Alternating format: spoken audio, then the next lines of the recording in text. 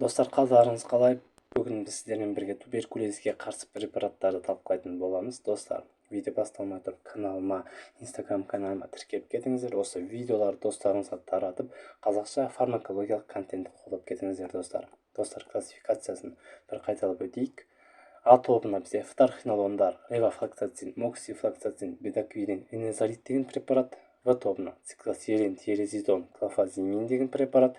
С тобына этамбутол, диламанид, пиразинамид, имипенем, мерапенем, амикацин, стрептомицин, протианамид, этианамид, аминосалициловая кислота жатады. Осы үш топ препараттарын сіздер жақсы білулеріңіз керек. Сіздер әсер ету механизм бактерицидті, бактеристатикалық әсер көрсетеді, көбіне бактерицидті әсер көрсетеді. Ең негізгі 4 препарат бар, достар: изониазид, рифапицин, пиразинамид, этамбутол. Қазіргі таңда туберкулез микобактер көп антибиотиктерге яғни резистенттілік танытқан. Резистенттілік ол бізде уже резистентті 4 препарат ең бірінші біз береміз. Осы препараттар резистенттілік көрсетсе, біз жоғары 3 топ препараттарын ауыстырамыз.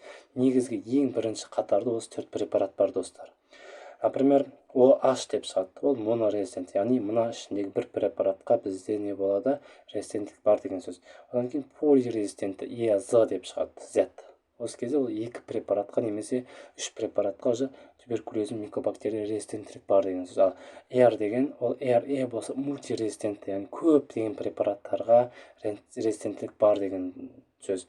Яғни сіздер осы резистенттілікті білсеңіздер, сіздер жақсы фтизиатр шығады сіздерден. Сол үшін қазір бір қайталап шығамыз. Әр препараттың негізгі құрылымдарына тоқталатын боламыз. Изониазид бактерицид әсері көрсетеді, микол қышқылын тежейді, жағымсыз әсері перифериал нерв зақымдалады. Сол үшін изониазидті бергенде біздің науқасқа В тобының витаминдерін бірге қосып тағайындайды екенбіз. Рифапицин деген препарат бактерицид әсері көрсетеді, бактерияның РНК синтезін тежейді, бауыр қызметі төмендейді.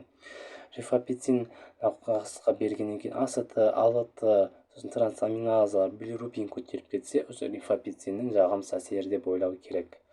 Пиразинамид бактерицидті әсер көрсетеді. Негізгі жағымсыз әсері гиперурикемия, бауыр қызметі бұзылады. Гиперурикемия дегеніміз зәр қышқылының жоғарылап кетуі.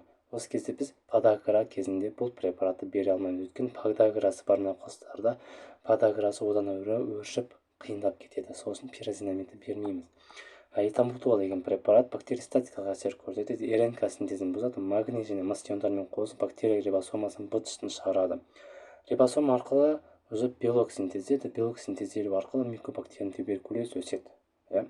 Осы кезде уже этамбутол оның быт-шытын шығарғаннан кейін өледі туберкулез микобактерия. Этамбутол көру нервін зақымдайды. Сол үшін жаңағы көру нервінің невриті кезінде, ирритация кезінде біз бұны препаратты дозасын азайтып немесе бермеуіміз мүмкін. Мына препаратты осы көру нерві зақымдалғандықтан, уже мынандай симптомдармен көрініс береді. Науқастың жаңағы алысты көзі жақынды көру қиын болады. Одан кейін жаңағы көзінде ауырсыну болады. Осы кезде біз осы этамбутолды алып тастаймыз. Этамбутолды алғаннан кейін бұл көру нерві қайтадан орнына келеді, яғни қайтымды процесс. Достар, негізгі 4 препарат осы міне. Осы яғни резистенттілік болмай тұрғанда, яғни осы 4 препаратты береміз. Ал резистенттілік болғанда біз уже мына фторхинолондарды ауыстырамыз, левофлоксацин, моксифлоксациндерді ауыстырамыз. Осылай міне ауыстырып беріп отырамыз. Ең негізгі 4 препарат осы: изониазид, рифапицин, пиразинамид, этамбутол деген препараттар. Достар, назарларыңызға рахмет.